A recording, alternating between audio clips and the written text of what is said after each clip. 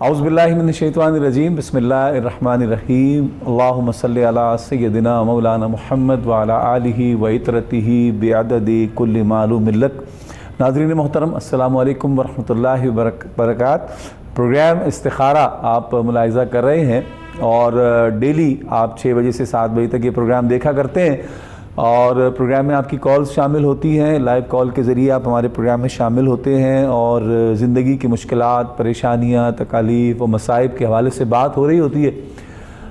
ज़िंदगी की कोई तकलीफ़, कोई परेशानी, किसी मुश्किल में आप गिरफ़्तार हैं तो हमारे प्रोग्राम में कॉल कीजिए। आपकी मुश्किल के हवाले से इस्तिखारा भी होगा और इस्तिखारे के साथ साथ कुरानी और रूहानी वज़ाइफ इंशाअल्लाह आपको तजवीज़ किए जाएंगे। मुमताज़ मोहतरम उलमाए किराम हमारे प्रोग्राम की ज़ीनत हुआ करते हैं, आपके इल्म में है। आज भी मेरे साथ इंतहाई मारूफ़ और मोहतरम आलिम दीन जो कि हमारे इस प्रोग्राम इस्तिखारा का हिस्सा हैं। अक्सर आप रहनुमाई फरमाते हैं यहाँ बैठकर। तशरीफ़ फरमा है अल्लामा मुफ्ती कैसर शहज़ाद नईमी साहब। अस्सलाम वालेकुम। वालेकुम सलाम व रहमतुल्लाहि व बरकातहू। साहब खैरियत है? ठीक है, अल्लाह का शुक्र। वैसे सब आप ठीक है? माशाल्लाह, बस अल्लाह का करम है, एहसान है मालिक का। सर्दी हो रही है, अब तो कम होगी, पहले से कम हो गई है। अच्छा, ऐसे ही है। नाज़रीन मोहतरम, कॉल कीजिए और प्रोग्राम में शामिल हो जाइए। टीवी की स्क्रीन पर नंबर आप देख सकते हैं और प्रोग्राम में शामिल हो सकते हैं। कहीं कोई रोज़गार के लिए परेशान है, कॉल करे। किसी बेटी का, बहन का रिश्ता नहीं हो रहा, इस्तिखारा करवाना चाहती हैं, वो कॉल करें। और इसी तरह दीगर मुश्किलात और परेशानियों में जो दोस्त अहबाब गिरफ़्तार हैं वो हमें कॉल कर सकते हैं। इस्तिखारा के ज़रिए आपकी रहनुमाई की जाएगी। मेरे साथ तशरीफ़ फरमा हैं जनाब अल्लामा कैसर शहज़ाद नईमी साहब। क़िबला मुफ्ती साहब, प्रोग्राम का चूँकि फॉर्मेट तो आपको पता ही है, हमारे प्रोग्राम में डेली ये सिलसिला रहता है। एक रिश्ते के हवाले से दोस्त हमारे यानी परेशान है। एक तो ये कि ये वो शॉट है, ये वो क्रिकेट है और क्रिकेट में वो शॉट है कि जो टाइम पे लगा दिया जाए तो बेहतर होता है। सम टाइम ऐसा होता है कि लोग इस इंतज़ार में होते हैं जी कोई अच्छा, बहुत अच्छा पैसे वाला आए तो बच्ची की शादी करें, कोई बहुत साउंड वेल सेटल्ड हो तो फिर हम करें। अच्छा, बाज़ हमारे जो मर्द हजरात हैं वो इस चक्कर में होते हैं कि यार अभी नहीं, अभी ज़रा मैं कोई 20-25 लाख अपने बैंक में डाल लूँ, उसके बाद या मेरा कोई स्टेटस अच्छा हो जाए या मेरी कोई जॉब बहुत अच्छी लग जाए तो फिर मैं ये शादी वाला मामला करूँगा। जबकि सारे मामलात का राज़िक़ और खालिक तो अल्लाह ही है, उसी ने सारा संभालना होता है। तो हम अपने हाथ में ले लेते हैं ये सारी चीज़ें। इस हवाले से रहनुमाई फरमाएँ कि दीन हमें क्या कहता है कि कब तक शादी कर लेनी चाहिए, किस उम्र में। और दूसरा ये कि कोई वजीफ़ा भी बताएं, जो लोग बेचारे परेशान हैं, अभी तक शादी नहीं हुई, वो क्या करें। बहुत शुक्रिया वसी साहब, आप सलामत रहें। बिस्मिल्लाहिर्रहमानिर्रहीम, अस्सलातु वस्सलामु अलैका या सय्यदी या रसूलल्लाह व अला आलिका व अस्हाबिका या सय्यदी या हबीबल्लाह। वैसे साहब, आपने मेरे मुंह की बात छीनी। जब आप ये सवाल शुरू किया था आपने तो मेरे जहन में एक बात आई तो मैं करने लगा, तो आपने उसी बात को जो है वो इसका स्टार्टिंग पॉइंट बना लिया कि हर चीज़ का एक वक्त होता है, हर चीज़ की एक उम्र होती है। उस वक्त में वो काम कर लिया जाए तो बेहतरीन हो जाता है। तो हमारे यहाँ लोग जो है वो जो बेहतरीन वक्त शादी का होता है वो तलाश में या अपनी नाजायज़ मुतालबात में या अपनी जो हमारी डिमांड्स की बहुत बड़ी चेक लिस्ट होती है उसे पूरा करते करते वक्त गुजार देते हैं। और जब वो वक्त गुजर जाता है तो फिर हमारी वो जो चेक लिस्ट होती है वो भी तकरीबन ख़त्म हो जाती है। ठीक है, तो ये चीज़ सबसे पहले जो दीन इस्लाम इस हवाले से रहनुमाई करता है वो तो इंसान की जब एक शादी की उम्र हो जाती है, उम्र बलूगत है, तो वो उससे जितनी जल्दी हो सके शादी करने का हुक्म है। मुख्तसर सा वक्फा है, वक्फे पर जा रहे हैं, इंशाल्लाह वापस आकर फिर इस पर मज़ीद कलाम करेंगे। हाजिर होते हैं एक छोटे से ब्रेक के बाद।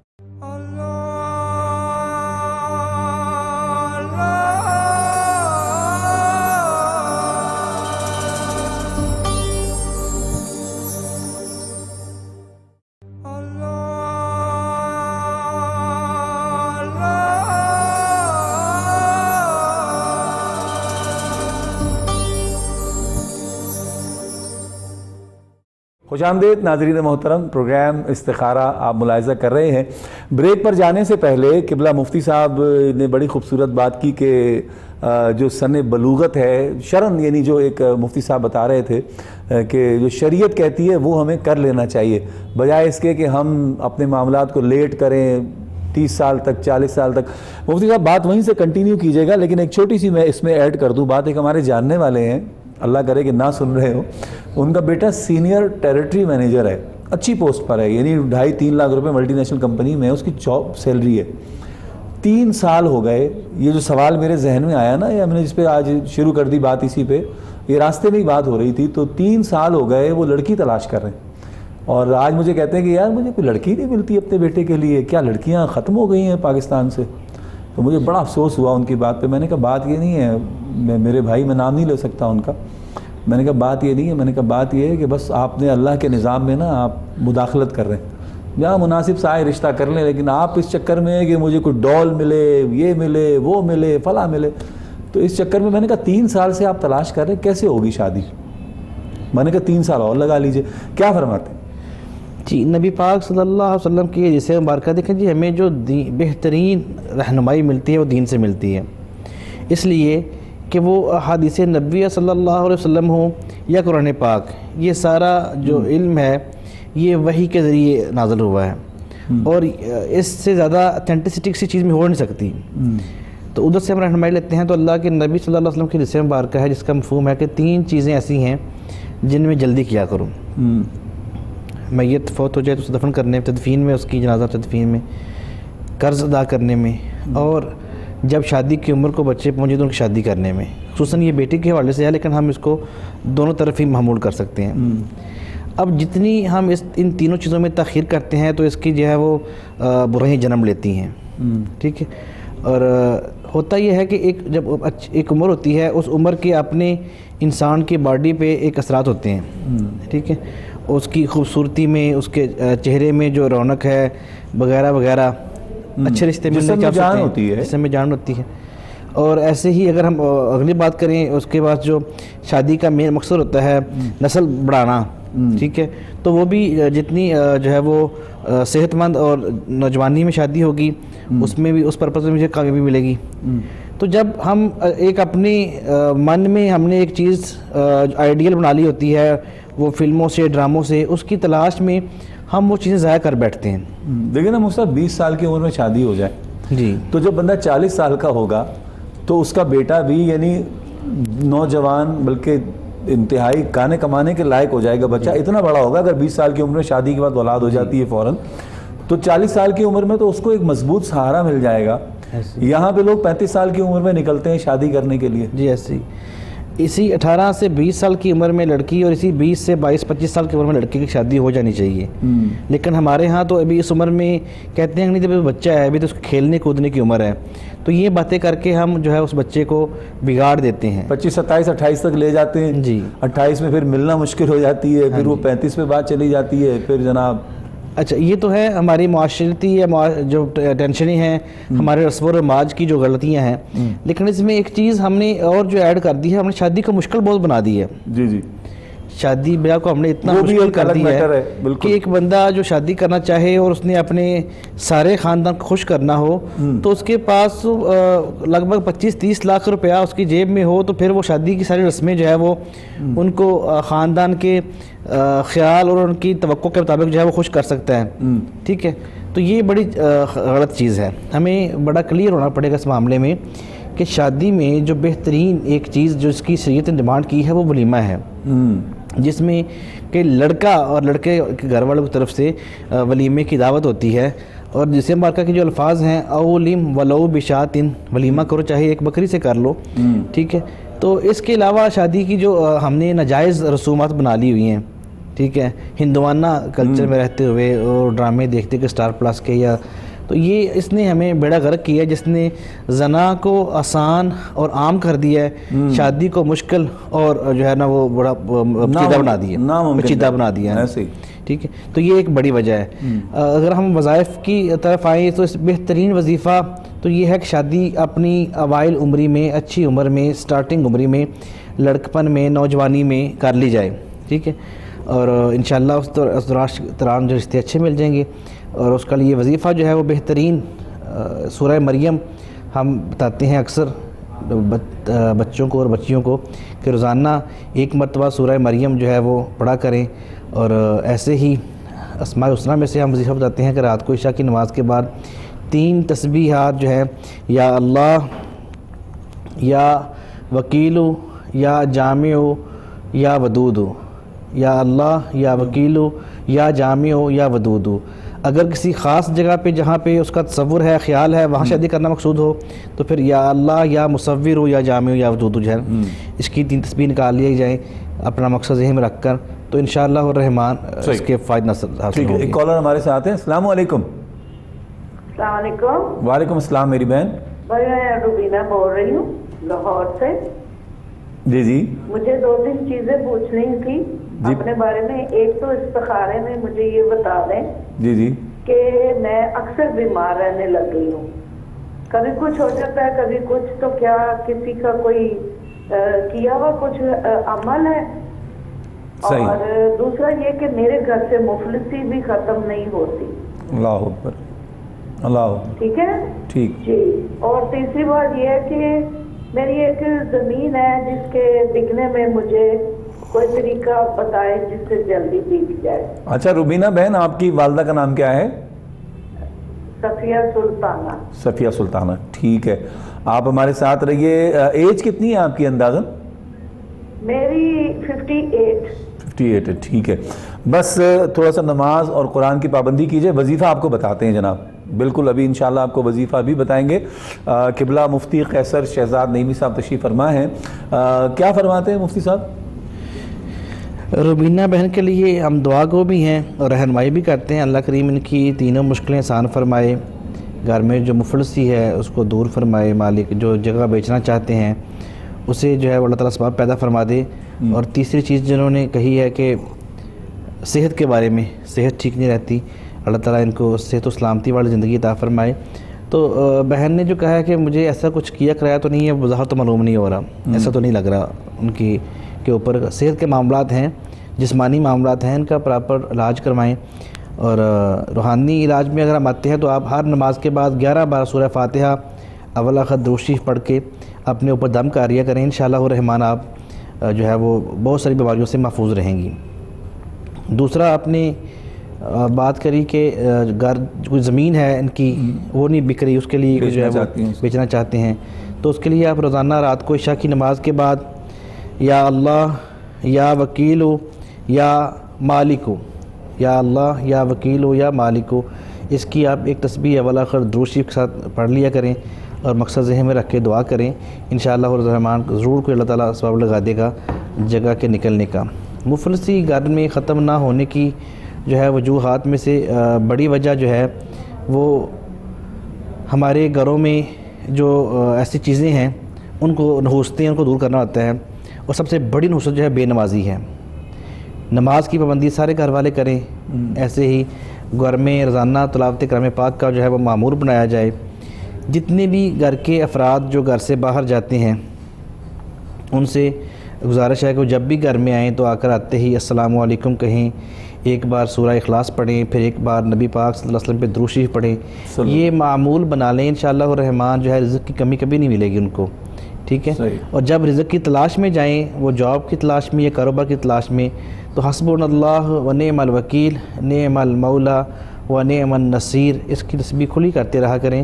اللہ کے فضل سے اللہ تعالیٰ کو ضرور ثواب لگائے گا، لیکن اس کے لیے نکلنا پڑے گا. گھر بیٹھے ہی سب کچھ چیزیں جو ہے وہ نہیں ملتی. صحیح. اس کے لیے قبلہ مفتی صاحب ایک بات اور میں ایڈ کر دوں آپ کی اجازت سے. جی. ہم اگر کسی پریشانی کا شکار ہوتے ہیں نا، مفلسی ہے یا کوئی ایسا مسئلہ ہے زندگی میں، کہیں کسی امتحان میں اگر آ گئے ہیں، تو ہمیں یہ ضرور سوچنا چاہیے کہ ہم نے اپنی زندگی میں کبھی کسی سائل کو دروازے سے خالی تو نہیں لوٹایا.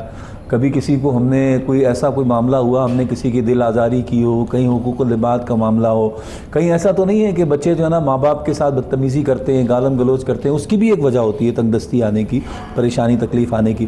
تو کیا یہ بات ایسے ہی خونی رشتہ دار آپ کے جو رحم کے رشتے ہیں، قطع رحمی کرنا، یہ بڑی وجہ ہوتی ہے آپ کے. قطع رحمی بہت بڑی وجہ ہے مفلسی کی. اس پر بات کرتے ہیں، تھوڑی سی اس پر بات کریں گے. ایک کالر ہمارے ساتھ ہیں. السلام علیکم. वालेकुम सलाम भाई। जी मेरी बहन कैसी हैं? अल्लाह का शुक्र है भाई, मैं ठीक हूँ। क्या पूछना चाहती हैं?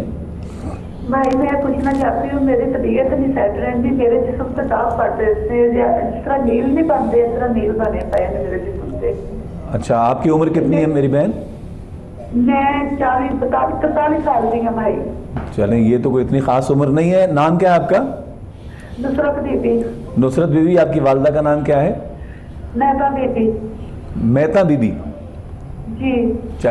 चलें बिल्कुल बताते हैं, आपकी बीमारी का इलाज बताते हैं। नमाज कुरान की पाबंदी करें। मैं बार बार हर कॉलर के साथ ये बात रिपीट कर रहा होता हूँ कि खुदा के लिए, खुदा के वास्ते नमाज और कुरान को अपनी ज़िंदगी में ले आएँ। मुश्किलात, मैं कहता हूँ कि आप मुश्किलों से बचे रहेंगे इंशाअल्लाह। नमाज घर में होनी चाहिए। घर में सबसे बड़ी नौसत की वजह है फजर के वक्त नमाज नहीं पढ़ना। फजर हो गई, सब सो रहे हैं, सूरज निकलने के बाद 10-11 बजे जनाब सब उठते हैं, फिर नाश्ता बनता है, 12-1 बज जाता है, पता ही नहीं चलता दिन कहाँ चला गया। तो मुफलिसी तो आनी ही आनी है। तो नमाज की पाबंदी बहुत ज़रूरी है। और आपने जो बीमारी की बात की है इंशाअल्लाह मुफ्ती साहब बताएंगे। जी मुफ्ती साहब क्या फरमाते हैं इनके हवाले से? अल्लाह करीम सेहत दे बहन को। तो इनसे पहली गुजारिश तो ये है कि एक तो ये पानी का इस्तेमाल ज़्यादा किया करें। अच्छा, ठीक है। ये जल्द पे निशान बनना अक्सर औकात जो है वो खून की ख़राबी की वजह से होते हैं, खून की थिकनेस की वजह से होते हैं। क्योंकि आपका शोबा हिकमत भी है तो आप ज़्यादा बेहतर बीमारी को तो आप बेहतर समझ पाते हैं। मैं इसलिए इन्हें साथ ये भी अर्ज़ कर रहा हूँ, एक तो पानी का इस्तेमाल ज़्यादा करें और दूसरा वॉक किया करें, चला करें। रोज़ाना कम से कम आधा घंटा पौना घंटा जो है वो वॉक किया करें। ठीक है। और तीसरी चीज़ इनके लिए ये है कि ये सुबह फजर की नमाज के बाद 21 बार सूरह फातिहा अव्वल आखिर दुरूद शरीफ के साथ पढ़कर अपने ऊपर दम कर लिया करें। और रात को इशा की नमाज के बाद एक तस्बीह या अल्लाह या सलामु या हफीज़ु इसकी निकाल के अव्वल आखिर दुरूद शरीफ के साथ अपने ऊपर दम कर लिया करें। इंशाअल्लाह रहमान इस बीमारी समेत दीगर बीमारियों से महफूज रहेंगी। लेकिन अपना मेडिकल चेकअप लाजमी करवाएँ, कहीं इनकी ब्लड थिकनेस जो है, कोलेस्ट्रॉल लेवल, जिसम में यूरिक एसिड वगैरह जो है बहुत ज़्यादा बड़ा ना हो, चेक करवाएं लाजमी। जी। असल में आप इस तरह के मामलात को आप ज़्यादा बेहतर समझते हैं बनिस्बत, चूँकि आप तिब के शोबे से वाबस्ता हैं। हमारे यहाँ लोग सिर्फ एक ही चीज़ समझते हैं कि जिसने पे निशान पड़े शायद ये जादू टूने का कमाल है। ठीक है। बात का ये स्किन की प्रॉब्लम भी होती है और बिल्कुल ऐसे जो है इसकी भी खून की बिल्कुल ऐसे ही। अच्छा मुफ्ती साहब, हम बात कर रहे थे मुफलिसी की। एक तो वजह बड़ी मेजर आपने बताई कि जी नौसत की सबसे बड़ी वजह घर में नमाज का न पढ़ना, कुरान को न खुलना घर में। घर में कुरान रखा है, रमज़ान में इल्ला माशाल्लाह उठाया और चलो जी एक आध वो दौड़े लग जाती है ना रमज़ान में, भाइयों में भी आपस में, बहनों में भी, मेरे 4 सिपारे हो गए तो मेरे 15 सिपारे हो गए तो आज मेरे 20 हो गए, आज मेरा, अच्छी बात है, वो भी मुकाबला होना चाहिए। लेकिन आम दिनों में भी कुरान का खुलना घर से नौसत और बेबरकती को निकालता है, खुलना चाहिए कुरान। क्या फरमाते हैं जो सिला रहमी है और क़ता रहमी जो है ख़ास तौर पे, यानी अपने करीब के रिश्तेदार, भाई से 2-2 साल से बात नहीं कर रहा, बहन के घर में नहीं जा रहे, बहन के बच्चों से बात नहीं कर रहे, बहन घर पे आती है तो जनाब निकल जाते हैं घर से, इस तरह की हरकतें भी हैं। और फिर ये भी शिकवा है कि जी हम बहुत ज़्यादा तंगदस्त हैं। गालिबन एक कॉलर है, मैं बहुत अच्छा सवाल किया आपने, मैं इस पर तफसील से जवाब देना चाहूँगा। आप चले बिस्मिल्लाह। आप कॉलर हैं जी? नहीं, कॉलर आप बात कीजिए जी। नबी ब्रेक पर जाएंगे, वो असल में ब्रेक का ऐलान जंग था, लेकिन मैं एक मुख्तसर सा वक्फा है जनाब, वक्फे पर हम जा रहे हैं और वक्फे से लौटेंगे इंशाअल्लाह। फिर मुफ्ती साहब बताएंगे सिला रहमी या क़ता रहमी जो है इसके क्या नुकसानात हैं और क्यों हम मुश्किलात में रहते हैं। हाजिर होते हैं एक मुख्तसर से वक्फे के बाद।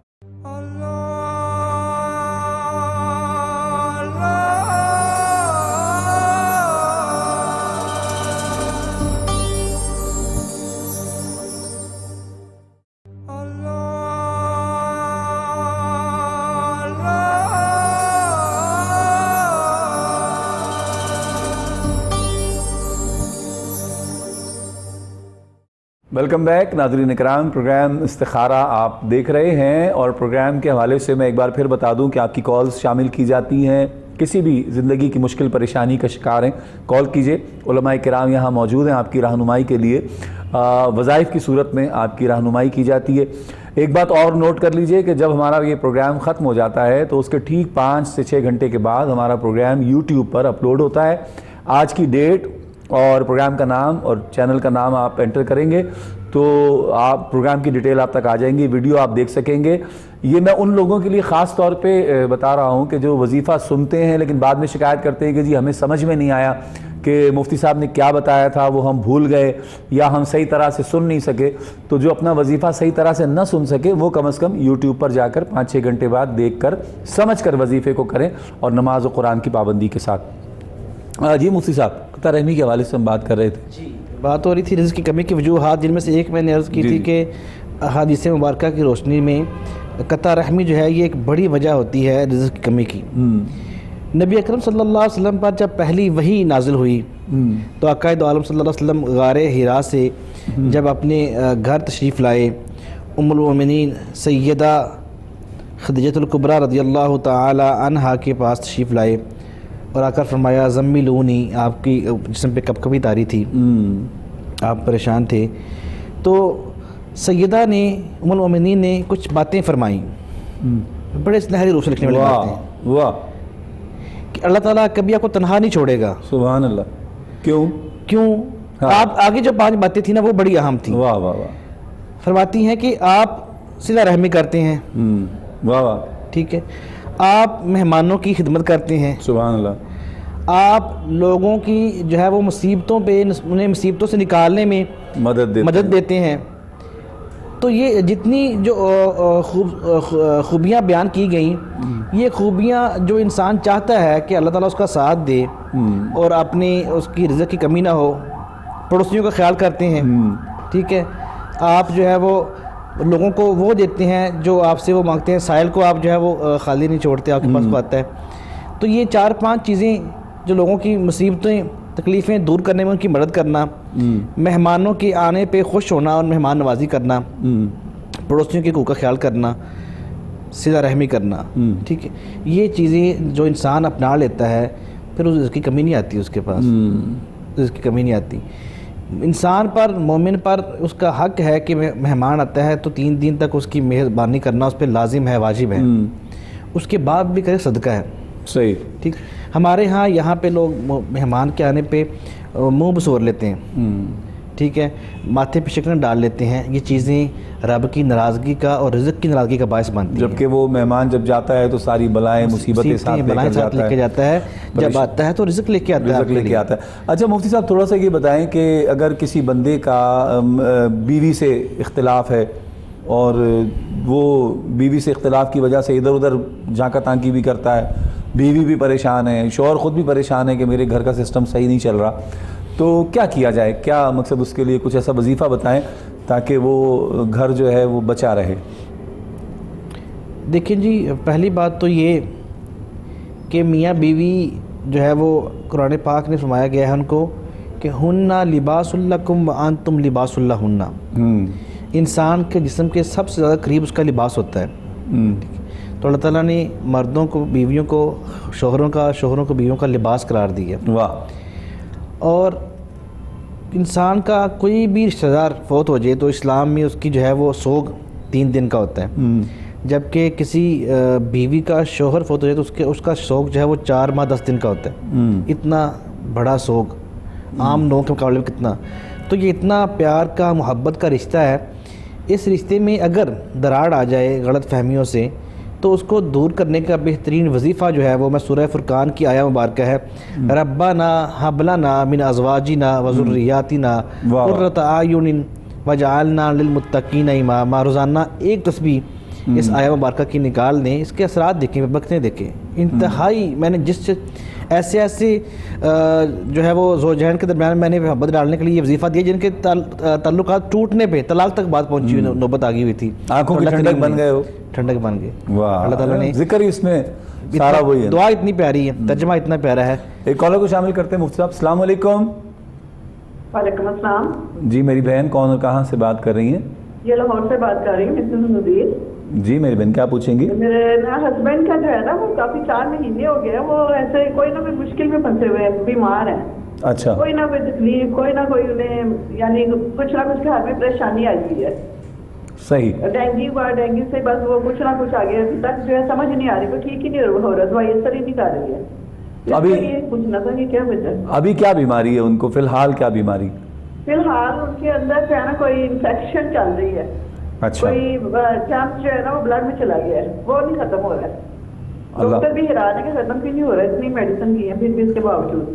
بس وہ ختم ہوگا اللہ کے ذکر سے, قرآن سے انشاءاللہ. مفتی صاحب بتائیں گے, آپ نے عمل کرنا ہے, نماز پڑھنی ہے میری بہن 5 ٹائم کی پابندی کے ساتھ, اور قرآن جو وظیفہ مفتی صاحب بتائیں گے یہ آپ نے پابندی سے کرنا ہے, تو انشاءاللہ بیماری ختم ہو کے رہے گی. بس اللہ پہ توکل اور تھوڑی سی محنت کرنی ہے. جی مفتی صاحب کیا فرماتے ہیں؟ اللہ کریم ہماری بہن نے کال کی, ان کے شوہر نامدار کو صحت و سلامتی والی لمبی زندگی دے, دعا ان کے لیے.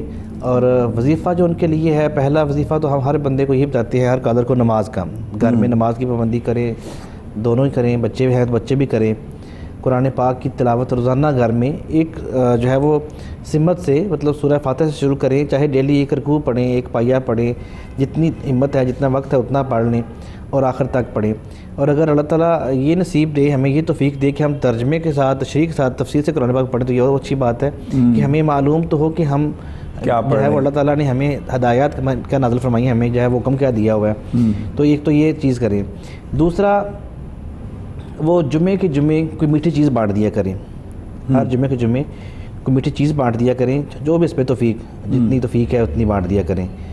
اور وظیفہ ان کے لیے یہ ہے, روزانہ ہر نماز کے بعد 11 بار سورہ فاتحہ اول آخر درود شریف کے ساتھ اپنے جسم پہ پڑھ کے دم کر لیا کریں, یا کھانے یا پینے کی کسی چیز دم کر کے اسے کھا یا پی لیا کریں.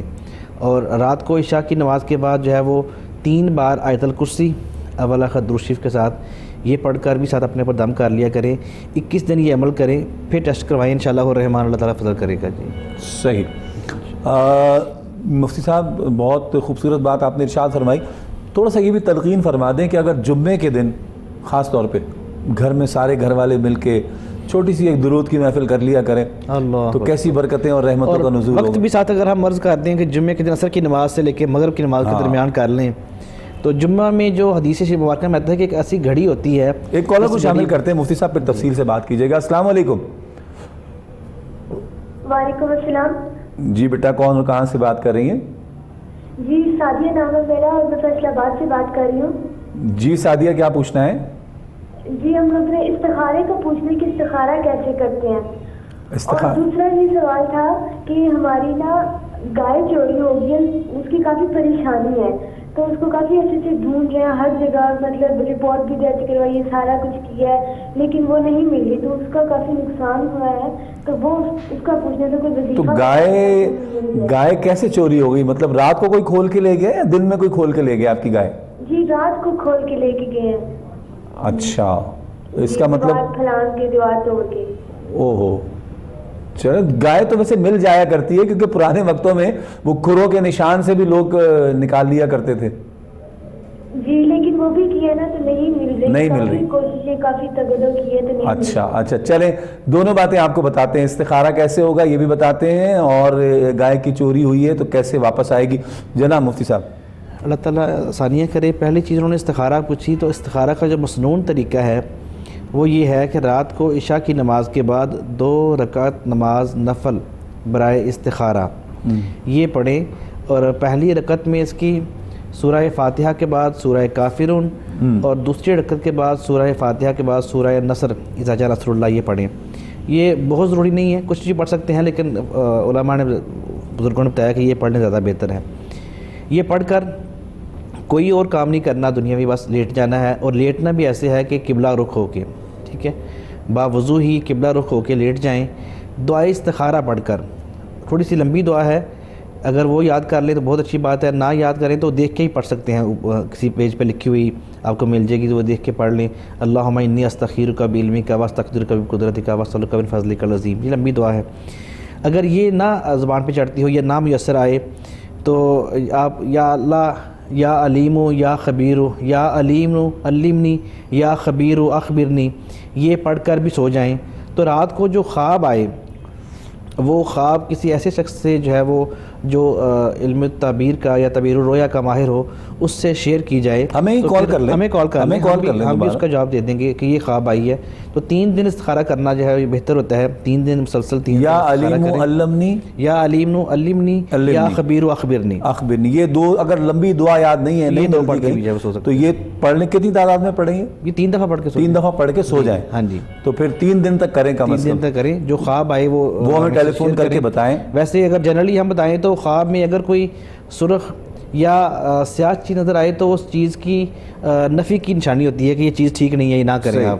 اور اگر کوئی سبز یا سفید چیز نظر آئے تو اس چیز پہ ہاں کی نشانی ہوتی ہے کہ یہ کام آپ کے لیے اچھا ہے, برکت والا ہے, کر سکتے ہیں آپ. دوسرا آپ نے بتایا کہ آپ کی جو ہے وہ گائے چوری ہو گئی ہے, تو اس کے لیے اپنے والد صاحب سے, والدہ سے کہیں کہ وہ روزانہ 1100 دفعہ انا للہ و انا الیہ راجعون اول آخر درود شریف کے ساتھ 11 دن یہ عمل کریں. انشاءاللہ الرحمن اللہ تعالیٰ ضرور اس کی واپسی کے لیے کچھ ثواب پیدا فرمائے گا, اور ہمیں بتائیں 11 دن بعد کیا صورتحال ہے. صحیح, ٹھیک ہے, بالکل ٹھیک ہے جناب. ایک کالر ہمارے ساتھ ہیں. السلام علیکم. السلام علیکم مفتی صاحب. وعلیکم السلام. کیا پوچھیں گے میری بہن؟ پوچھنا ہے کہ میرے میاں کی نوکری نہیں بن رہی, جہاں کام کرتے ہیں کچھ عرصہ کرتے ہیں, اس کے بعد وہاں سے نکل آتے ہیں. میاں کا نام بتائیں. محمد رمضان. محمد رمضان. ان کے والدہ کا نام بتائیں. ان کا نام ہے حیات بی بی. جی, حیات بی بی. حیات بی بی. اچھا, جہاں کام کرتے ہیں کچھ دن کرتے ہیں پھر چھوڑ کے آ جاتے ہیں, غصہ کرتے ہوں گے. اچھا, وہ نکال دیتے ہیں جن کے, نکال دیتے ہیں. کام صحیح نہیں کرتے ہوں گے پھر وہاں پہ, یہ بھی تو ہو سکتا ہے نا. نہیں کام نہیں, پیٹرول پمپ پہ کرتے ہیں کام. اچھا, چلیں آپ کو وظیفہ بتائیں گے. انشاءاللہ آپ کے شوہر کا کام چلنے لگے گا اور وہ نوکری سے نکلیں گے بھی نہیں. انشاءاللہ آپ کو وظیفہ بتائیں گے, لیکن نماز اور قرآن ان 2 چیزوں کی پابندی کر کے آپ نے وظیفہ پڑھنا ہے. انشاءاللہ آپ کے شوہر کی نوکری مستقل ہو جائے گی. ایک مختصر سا وقفہ, حاضر ہوتے ہیں وقفے کے بعد.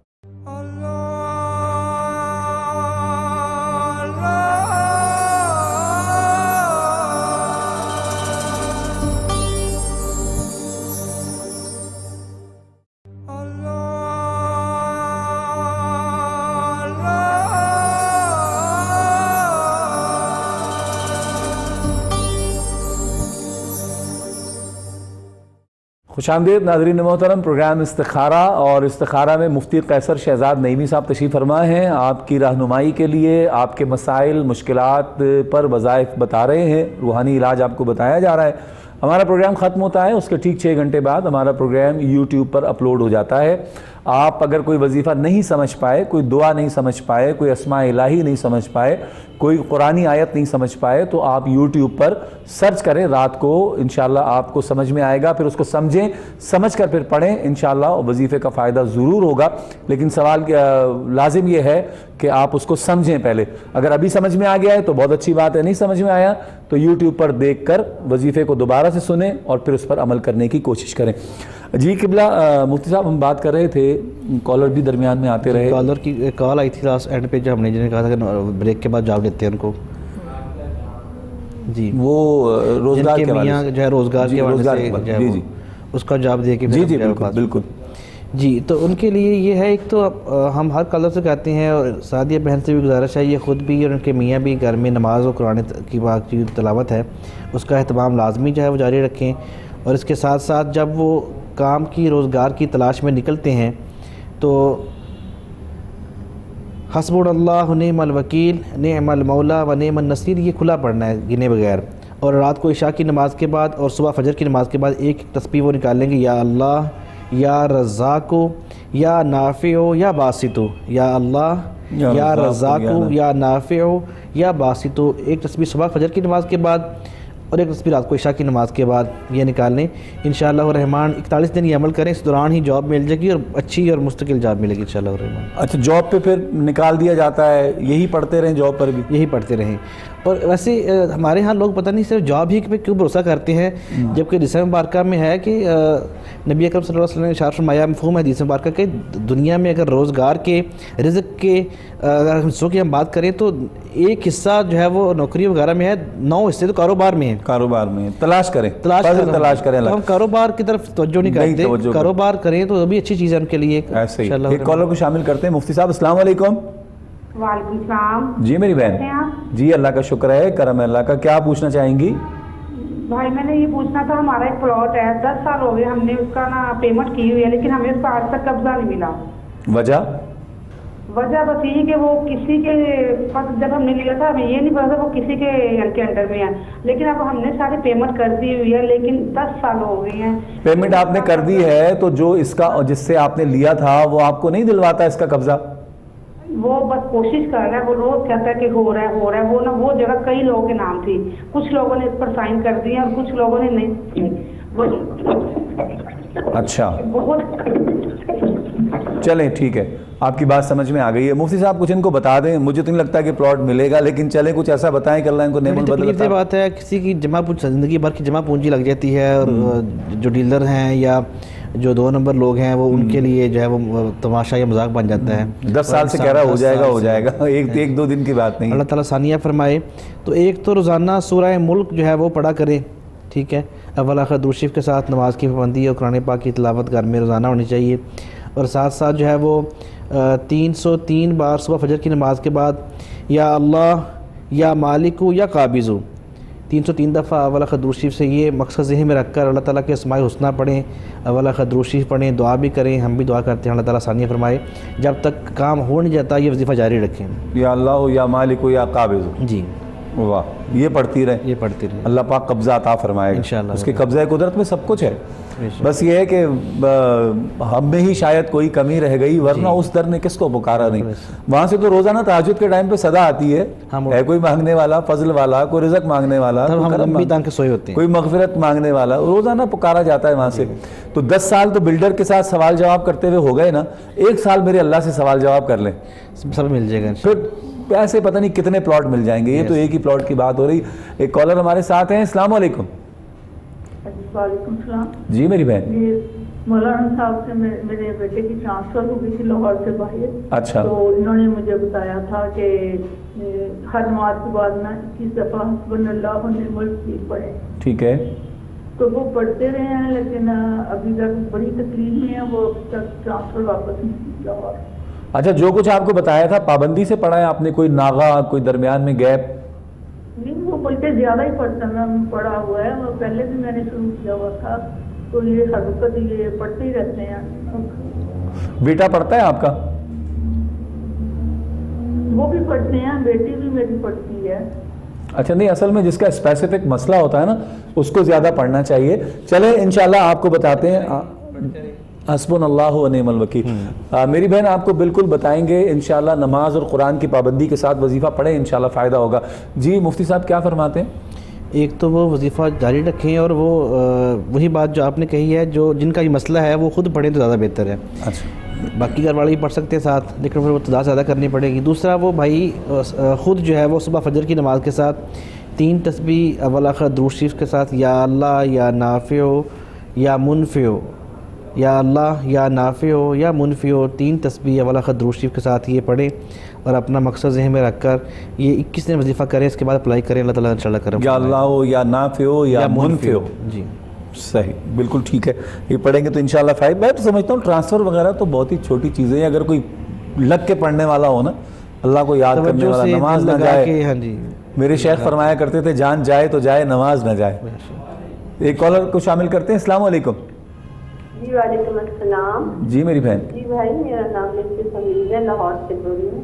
جی میری بہن. بیٹا ہے, اس کی شادی کی ہے, تو جو بہت ہے اس کے ساتھ سایہ ہے, اور گھر کے باہر درخت ہے, وہ بہت اگریسو ہوتی تھی, اور پھر یہ کہتی تھی مجھے طلاق دے دو. بڑی مشکل سے واپس آئی, ہوتا بھی ہے, لیکن اب وہ یہ گھر بیٹا اور بہو جو ہے وہ میرے ساتھ نہیں رہ رہے, الگ گھر میں رہتے ہیں, لیکن نام بیٹا آتا ہے, بہت کم آتا ہے. اور اس کے ماشاء اللہ 3 بچے ہیں, اور بچوں کو بھی بہو جو ہے وہ ملنے نہیں دیتی.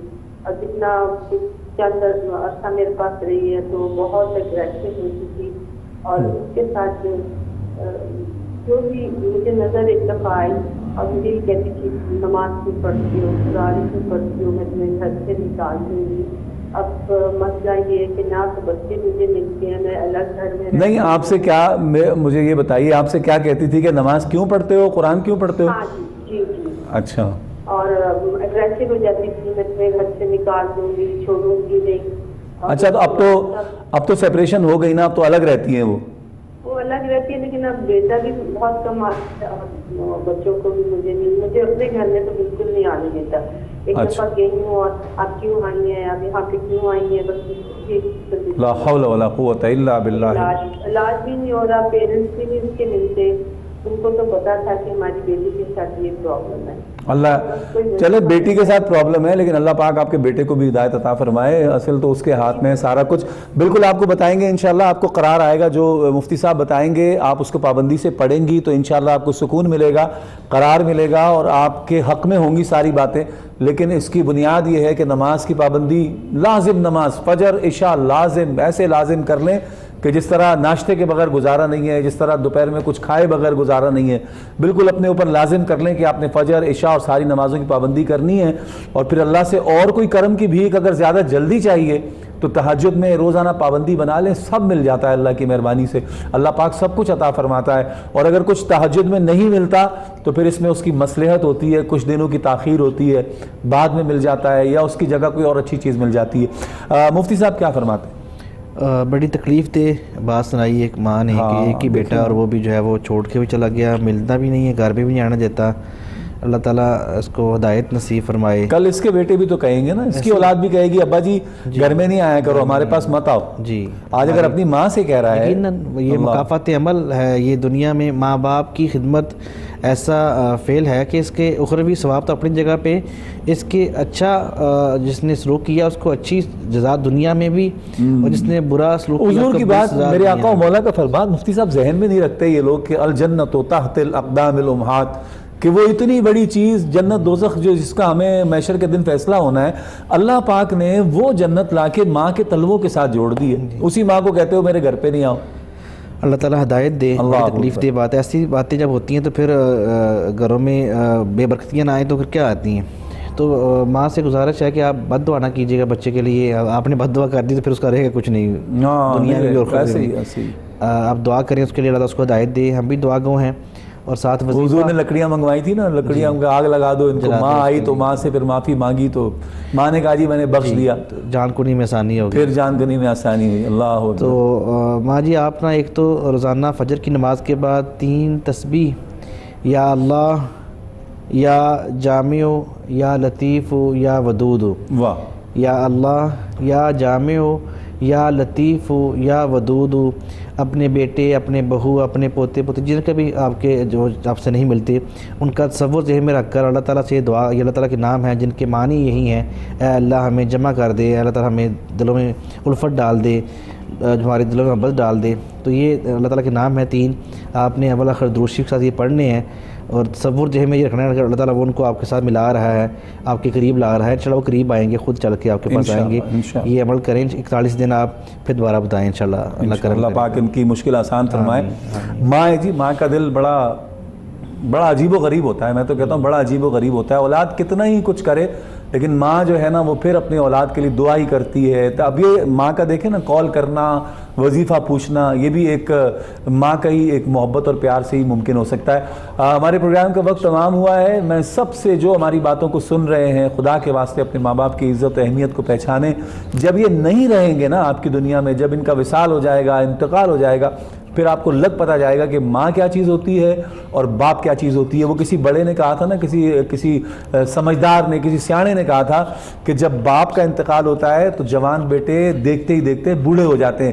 خدا کی قسم اس کا میں نے عملی مظاہرہ دیکھا ہے. اپنے ماں باپ کی قدر کریں. اپنے میزبان شوکت اویسی کو اجازت دیجیے, کل آپ سے انشاءاللہ ملاقات ہوگی. آخر میں مفتی صاحب دعا فرمائیں گے. اللہ نگہبان.